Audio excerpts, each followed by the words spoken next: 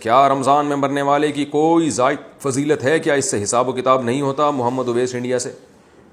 بعض روایتوں میں آتا ہے جو جمعے کی رات کو انتقال کرے گا اس پہ عذاب قبر نہیں ہوتا، بعض میں آتا ہے جو رمضان میں انتقال کرے گا اس سے عذاب قبر نہیں ہوتا، پھر بعض میں آتا ہے کہ قیامت تک کے لیے ہٹا لیا جاتا ہے، بعض سے پتہ چلتا ہے صرف رمضان میں ہٹایا جاتا ہے۔ لیکن اس بارے میں جتنی روایتیں سب ضعیف ہیں اور بہت زیادہ ضعیف ہیں، تھوڑی بہت ضعیف بھی نہیں ہیں۔ تو بعض علماء نے دیکھا کہ چلو روایتیں ہیں، اللہ کی رحمت سے امید کی جا سکتی ہے کہ بخشش ہو جائے گی، لیکن حقیقت جو ہے نا دلائل کی قوت کی روح سے ان روایتوں میں جان نہیں ہے۔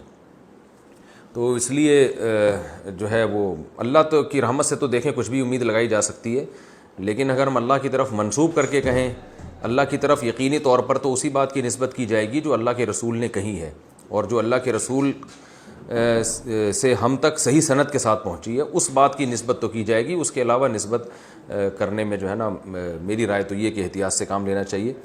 البتہ یہ ضرور ہے کہ جو بھی مقدس جگہیں ہوں، مقدس مقامات ہوں، تو ان مقدس جگہیں اور ان مقدس مقامات میں موت کی ویسے ہی ایک فضیلت ہے۔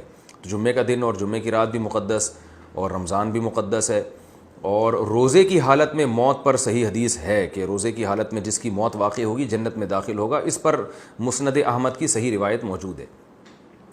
تو اور رمضان میں اگر کوئی کسی کی موت واقع ہوتی ہے تو ہم اللہ کی رحمت سے امید کر سکتے ہیں کہ اس پر رحمت زیادہ ہوگی، جیسے مدینہ میں موت ہے، مکہ میں موت ہے، یا جنت البقیع میں دفن ہونا، یہ سب فضیلت والی چیزیں تو اللہ کی رحمت سے امید کی جا سکتی ہے۔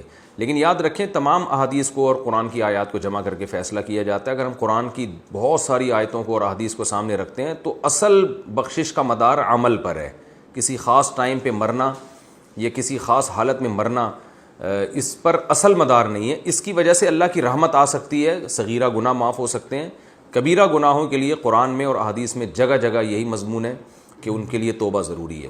یہ اس لیے کہہ رہا ہوں کہ بعض دفعہ لوگ کوئی بہت بڑا کھلے عام گناہ گار ہوتا ہے، کھلے عام بدماشی کر رہا ہوتا ہے، ظلم کر رہا ہوتا ہے، رمضان میں مر جاتا ہے تو ہم اس کو جنت میں پہنچا دیتے ہیں۔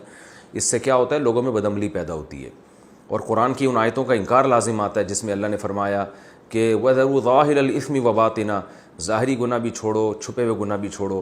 إِنَّ الَّذِينَ يَكْسِبُونَ الْإِثْمَ، جو لوگ گناہ کماتے ہیں، سَيُجْزَوْنَ عَنْ قَرِيب، ان کو بدلہ دیا جائے گا۔ تو اللہ نے یہ نہیں کہا جو گناہ کماتے ہیں ان کو سزا ملے گی بشرطے کہ وہ شوال میں فوت ہوں یا رمضان میں نہ ہوں، ایسا کچھ نہیں ہے۔ اصل قانون یہی ہے۔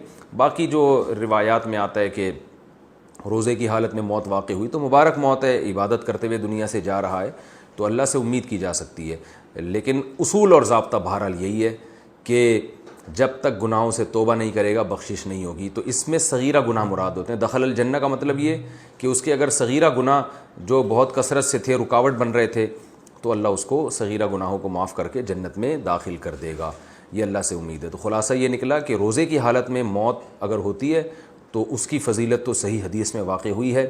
خاص رمضان میں موت واقع ہونا یا جمعے کی رات کو موت واقع ہونا، اس کی فضیلت کسی صحیح حدیث میں نہیں ہے، نہ لیلۃ القدر میں موت کی فضیلت کسی صحیح حدیث میں ہے۔ لیکن یہ ویسے شریعت میں ایک بات ثابت ہے کہ فضیلت والے دن یا فضیلت والی رات میں انتقال میں اللہ کی رحمت کی امید کی جا سکتی ہے۔ البتہ بعض علماء دوسری طرف بھی گئے ہیں تو اختلافی مسئلہ ہے، جس عالم کی رائے زیادہ سمجھ میں آتی ہے اس کو فالو کر لینا چاہیے۔